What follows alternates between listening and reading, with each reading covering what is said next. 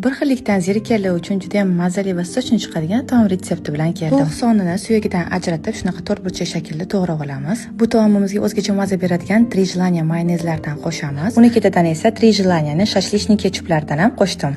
Marinovkamizga tabga ko'ra tuz va kashnich urug'ini paprikadan qo'shib, yaxshilab aralashtirib bir chekkaga olib qo'yamiz. Endi kartoshkalarimizni tayyorlaymiz. Yaxshilab yuvilgan kartoshkalarimiz ustidan yog' va paprika, tuzni solib aralashtirib olamiz.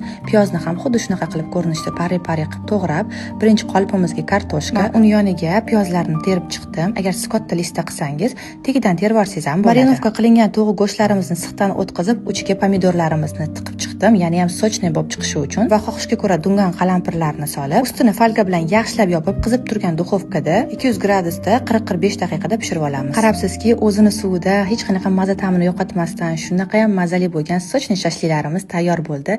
Albatta siz ham uy sharoitida buni tayyorlab ko'ring. Go'shtlari xil-xil bo'lib pishadi, yoqimli ishtaha.